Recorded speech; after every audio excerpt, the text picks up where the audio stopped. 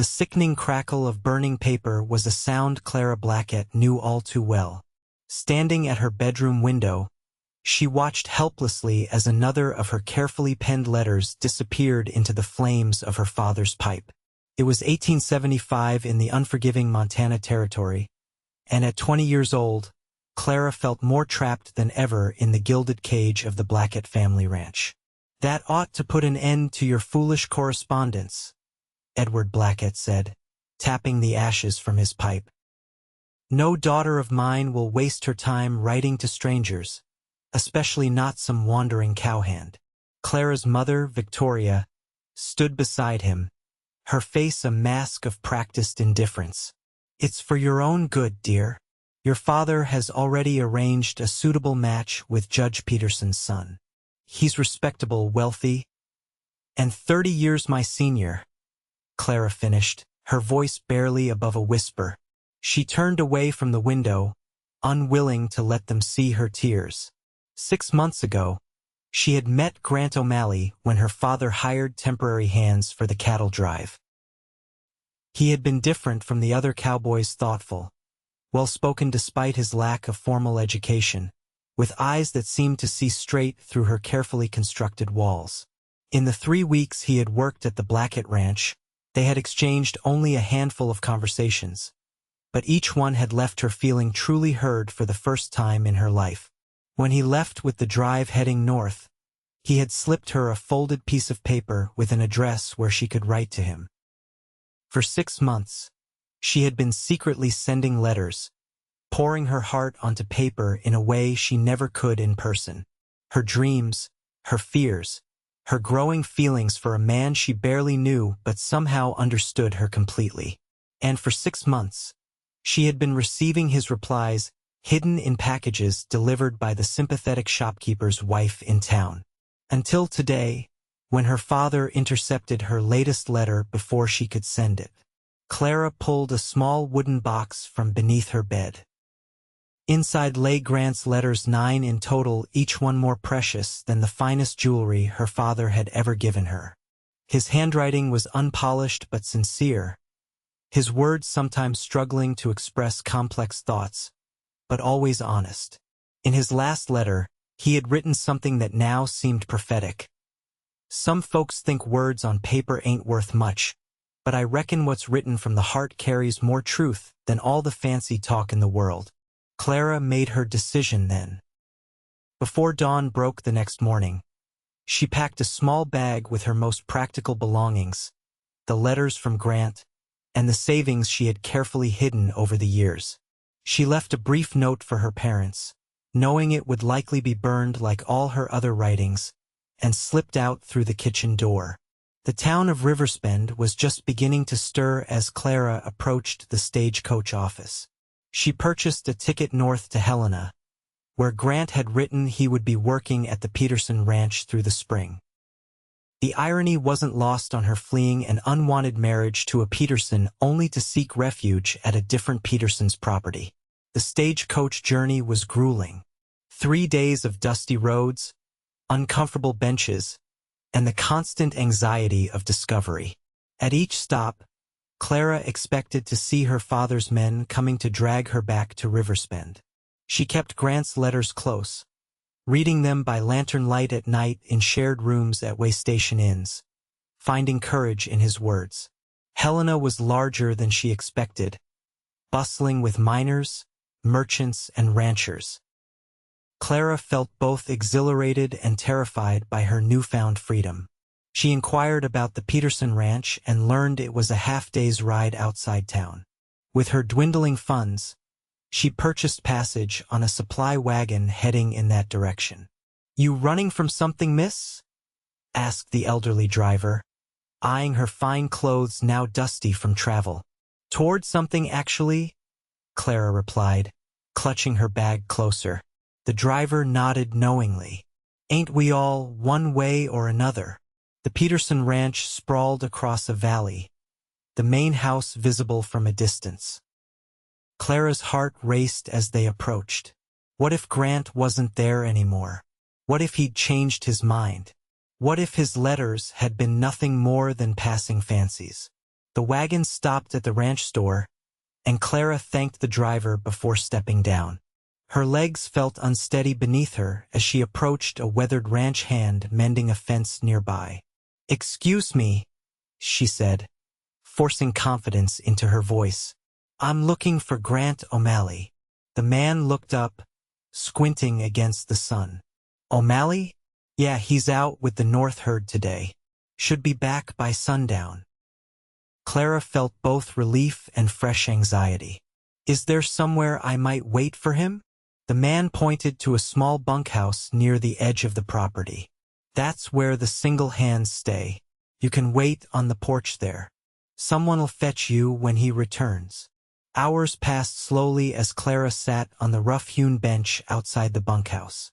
She watched the ranch operations with interest, trying to distract herself from her nerves. As the sun began to set, a group of riders appeared on the horizon, driving a small herd of cattle toward the northern pastures.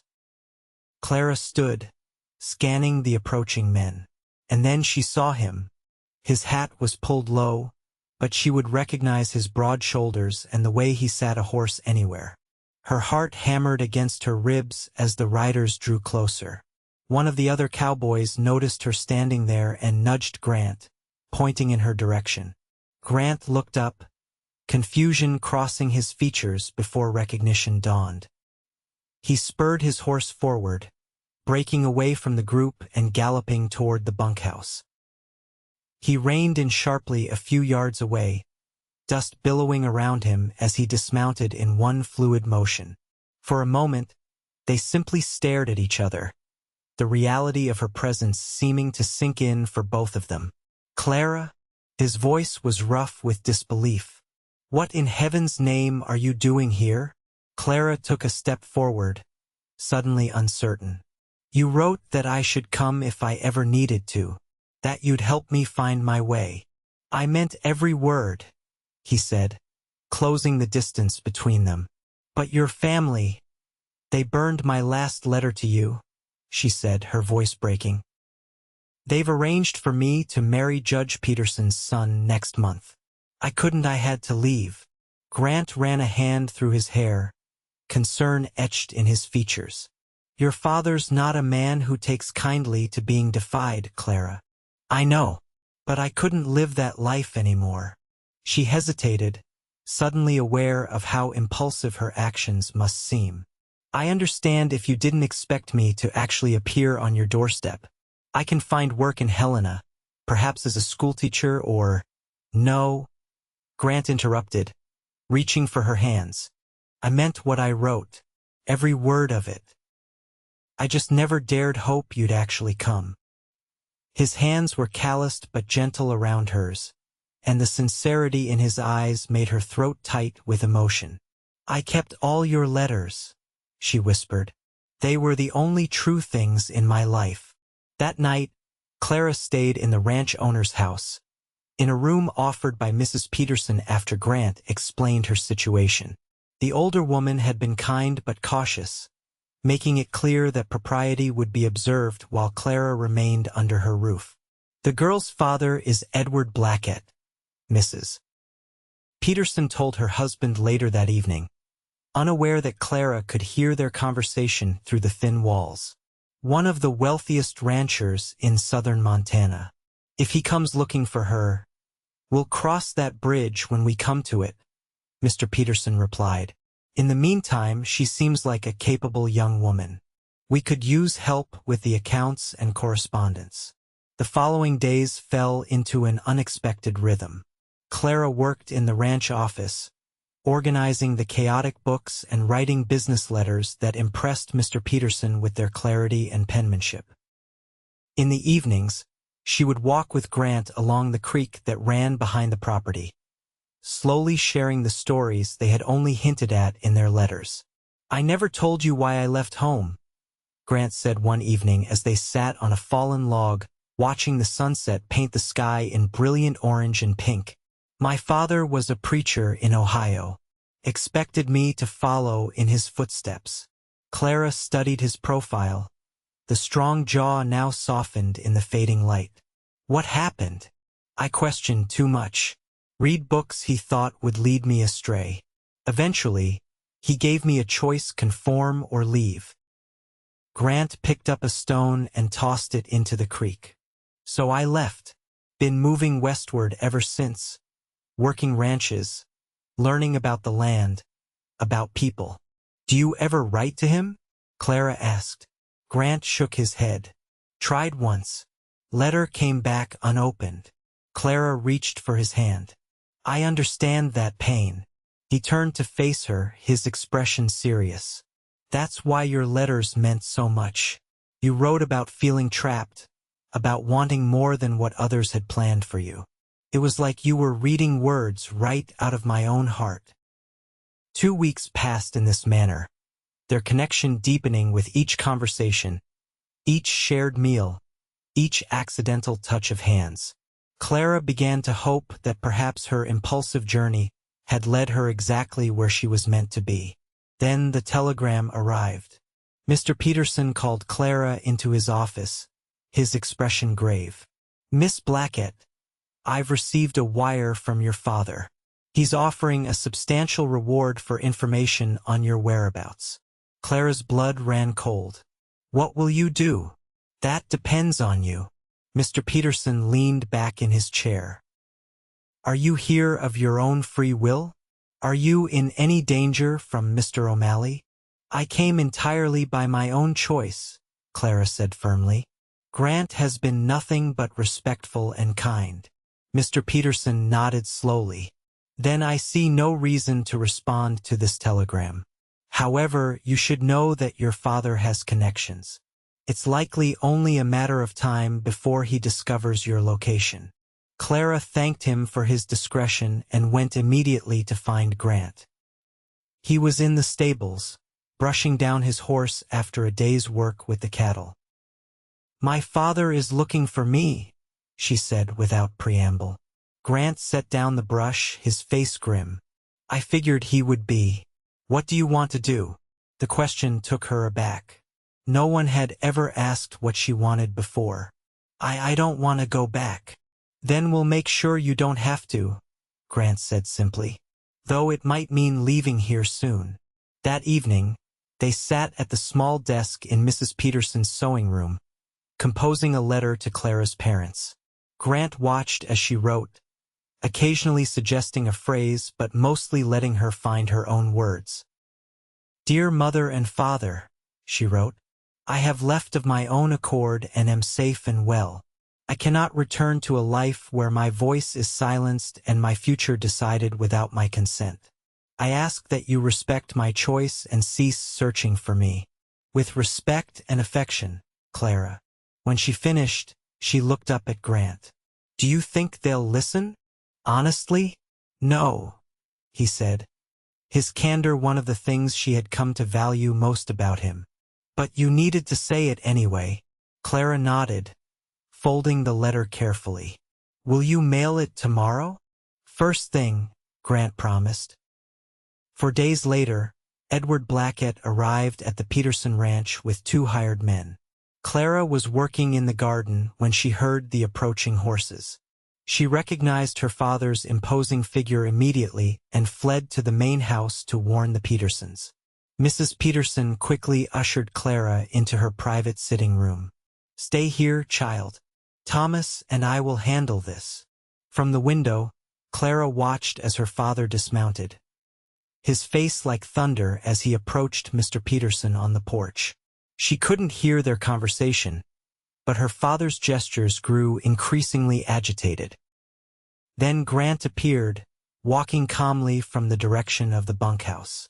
Clara's heart nearly stopped as he approached the confrontation. She opened the window slightly, straining to hear. No right to interfere in family matters, cowboy, Edward Blackett was saying, his voice carrying on the breeze. Sir, with all due respect, your daughter is a grown woman capable of making her own decisions, Grant replied, his tone level but firm. She's barely more than a child, easily influenced by romantic nonsense from the likes of you, Blackett spat. Grant stood his ground. Have you ever actually read what she writes? Mr. Blackett? Really read it? Because I have.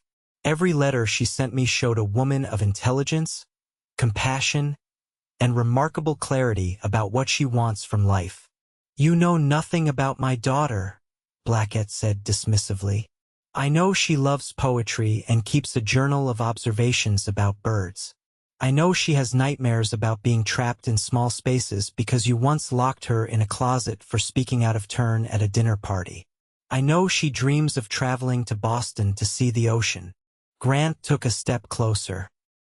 I know her in ways you never bothered to. Clara pressed a hand to her mouth, tears welling in her eyes. Everything Grant had mentioned had been in her letters, thoughts she had never spoken aloud but had entrusted to paper and to him. Her father seemed momentarily speechless. Mrs. Peterson appeared beside Clara, placing a supportive hand on her shoulder. You should go out there, the older woman said gently. This is your battle to fight. Clara nodded, gathering her courage. She slipped out through the kitchen and approached the tense group on the porch. The men fell silent as they noticed her. Father, she acknowledged, keeping her voice steady. Clara. Edward Blackett's relief quickly morphed into anger. Get your things. We're leaving immediately. No, Father. I'm not returning with you. This is absurd. You've been gone nearly a month. Your mother is beside herself with worry. The wedding preparations. There will be no wedding, Clara interrupted firmly. Not to Harold Peterson or anyone else of your choosing. Her father's face flushed dark with rage. You ungrateful. I am grateful for many things you've provided, Father. But I cannot be grateful for a life without choice or voice. Clara moved to stand beside Grant. For years, you've burned my letters, silenced my opinions, and ignored my wishes. But you can't burn the words I've written on Grant's heart, or the courage his words have given me. Edward Blackett looked between his daughter and the cowboy, disbelief warring with fury on his features. You would choose this drifter over your family, over security and position. I choose myself, Clara replied. And yes, I choose Grant, who has shown me more respect in a handful of letters than you have in 20 years of fatherhood. A tense silence followed her declaration. Mr. Peterson cleared his throat. Mr. Blackett, it seems to me your daughter has made her position clear. I suggest you respect her wishes. This isn't over, Blackett warned, his voice dangerously low. I'll cut you off without a penny, Clara. You'll have nothing. She'll have me, Grant said quietly. And contrary to what you might think, I'm not after your money, sir. I've been saving my wages for 3 years now, with plans to buy a small spread of my own someday. Edward Blackett sneered. Playing at being a rancher, are you? It takes more than dreams to succeed out here, boy. It takes hard work, determination, and integrity, Mr. Peterson interjected. All qualities I've observed in Grant during his time here. Clara's father glared at each of them in turn before turning back to his daughter. Your mother will be devastated. Tell her I love her, Clara said, softening slightly. And if she ever wishes to write to me or visit, she would be welcome. For a moment, something like regret flickered across Edward Blackett's features. Then his jaw hardened once more. So be it, he said coldly, turning on his heel and striding back to his horse. They watched in silence as he and his men rode away. Only when they had disappeared from sight did Clara release the breath she'd been holding. Grant's hand found hers, squeezing gently. Are you all right? He asked softly. Clara nodded, though tears streamed freely down her cheeks now. I never thought I'd actually stand up to him like that. You were magnificent, Mrs. Peterson said warmly. Absolutely magnificent. That night, Clara sat alone on the porch steps, watching the stars emerge in the darkening sky. The encounter with her father had left her emotionally drained but strangely liberated. For the first time, She had spoken her truth and been heard. Grant found her there, approaching with 2 steaming cups of coffee. He handed her one and settled beside her on the step. "Penny for your thoughts," he said after a comfortable silence. Clara smiled faintly. "I was thinking about words, how powerful they can be when they're allowed to exist." "Your words changed my life," Grant said simply. "Those letters, they showed me a way of seeing the world I'd never considered before. And yours gave me the courage to change mine." Clara turned to face him. "What happens now, Grant?" He looked out at the darkened landscape, considering. "Mr. Peterson has offered me the foreman position here. His current man is retiring come winter." "That's wonderful," Clara said sincerely. "It would mean stability, a good wage." Grant hesitated. "But I've also been considering that land parcel east of town. The one with the creek running through it." Clara remembered him mentioning it in one of his letters. "The old Williams place?" Grant nodded. "Needs work, but the bones are good. Could be something fine with effort and care." "It sounds lovely." "It could be," Grant agreed, especially if he stopped, seeming to search for words. "If what?" Clara prompted gently. Grant set his coffee cup aside and took her hand in his. "Clara, I know we've only known each other in person for a short time, but I feel like your letters let me see your soul, and mine let you see mine. I'm not a wealthy man, and I don't have fancy education or connections. But I promise you this, I will never burn your words or silence your voice. Whatever you want to write, whatever you want to say, I'll listen." Clara's heart swelled with emotion. "Are you asking me something, Grant O'Malley?" "I'm asking if you might consider building a life with me. Not right away, we could take time, court properly as you deserve. But eventually." He reached into his pocket and pulled out a small carved wooden ring. "I made this last night. It's not much, just a promise until I can afford something better." Clara took the ring, admiring the careful whittling work. "It's beautiful. I carved words inside," Grant said, a hint of shyness in his voice. "Go on, read it." Clara tilted the ring toward the lantern light, squinting to make out the tiny lettering etched into the inner surface. "Words of the heart endure." Tears sprang to her eyes once more, but this time from joy. "Yes," she whispered. "Yes, I will build a life with you." The following spring, Clara stood on the porch of a modest cabin nestled among cottonwood trees, watching as Grant mended the fence around their small garden. The old Williams place was slowly transforming under their care, a new roof on the barn, repaired corrals for the small herd of cattle they were starting to build, and patches of wildflowers Clara had planted along the path to the creek. A letter had arrived that morning from her mother, the third since Clara had left home. Victoria Blackett's correspondence was tentative but increasingly warm, expressing a desire to visit once the summer heat subsided. Clara's father remained unyielding in his anger, but Clara had made peace with that loss. She looked down at the journal in her hands, pages filled with her observations about their new life, the changing seasons, the animals that visited their creek, the plans they were making for the future. No one would burn these words. No one would silence her thoughts or dreams again. Grant looked up from his work, catching her eye across the yard. He smiled, that same smile that had first captured her attention at her father's ranch over a year ago, and Clara felt the familiar warmth spread through her chest. That evening, as they sat by the fire in their small but comfortable home, Clara read aloud from the book of poetry Grant had given her as a wedding gift. Her voice filled the room, bringing the words to life in the dancing firelight. When she finished the poem, Grant reached for her hand, his thumb brushing across the simple gold band that had replaced the wooden promise ring. "I never thought I'd find someone who could put into words the things I feel but can't express. And I never thought I'd find someone who truly wanted to hear what I had to say," Clara replied softly. "Always, Grant promised, drawing her close.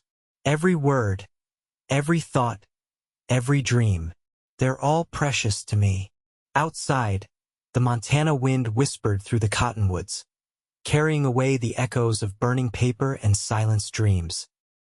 Here, in this home they were building together, words flowed freely between them like the creek beside their land, sometimes rushing, sometimes gentle, but always, always heard. 3 years later, Clara sat at her writing desk by the window, watching as Grant taught their 2-year-old daughter, Emma, to feed the chickens. The little girl's laughter carried across the yard as she scattered feed, more of it landing on her own shoes than reaching the hungry hens. Clara smiled and turned back to the leather-bound book before her. The publisher in Helena had been surprised when she approached them with her collection of stories about frontier life from a woman's perspective, but the first printing had sold well enough to warrant a second. The letter requesting more of her insightful observations and compelling narratives lay beside her current work. A small wooden box sat at the corner of her desk, containing the 9 precious letters from Grant that had changed the course of her life. Beside it was a larger box filled with the letters they had exchanged during his 3-month absence last winter, when he had traveled to Kansas to purchase breeding stock for their growing ranch. Clara had just finished a paragraph when Emma burst through the door, her cheeks flushed with excitement. "Mama, Papa says I can name the new calf," the little girl announced, climbing onto Clara's lap. "What wonderful news," Clara said, setting aside her pen to embrace her daughter. "Have you decided on a name?" Emma nodded solemnly. "Story." Clara exchanged an amused glance with Grant, who had followed their daughter inside. "Story? That's an unusual name for a calf." "Because you tell the best stories," Emma explained with impeccable toddler logic. "And Papa says your stories are magic." Grant shrugged, a sheepish smile playing at his lips. "Just telling the truth." That night, after Emma was tucked into bed, Clara and Grant sat on their porch swing, watching as the first stars appeared in the dusky sky. Their ranch had grown steadily over the years, not the largest in the territory by any means, but productive and well-managed. The nearby town had expanded too, bringing new neighbors and opportunities. "I had a letter from my mother today," Clara said, leaning against Grant's shoulder. "She's coming for a visit next month. And she mentioned that my father read my book." Grant raised an eyebrow. "Did she say what he thought?" "No, just that he sat up all night with it and was unusually quiet the next day." Clara sighed. "I don't expect a reconciliation, but it's something to know he's heard my words after all these years." Grant wrapped his arm around her shoulders. "Your words have power, Clara. They always did. He just wasn't ready to recognize it before." Clara nodded, watching as the first fireflies of the season began to blink in the gathering darkness. "Do you remember what you said to me the day we met? About how Montana skies make a person feel both significant and insignificant at the same time. I remember you looking at me like I'd grown a second head." Grant chuckled. "Probably wondering what kind of cowhand talked about such things." "I was wondering how you'd managed to read my journal without seeing it," Clara corrected. "I'd written almost exactly the same thought the previous evening." Grant pressed a kiss to her temple. "Some souls just understand each other, I reckon. Like they're reading from the same unwritten book." Clara smiled, turning to meet his gaze. "A story written in the language of the heart." "The very best kind," Grant agreed, drawing her closer as the night deepened around their home, their words continuing to flow between them, spoken and unspoken, written and read, cherished and preserved, never again to be silenced or burned away.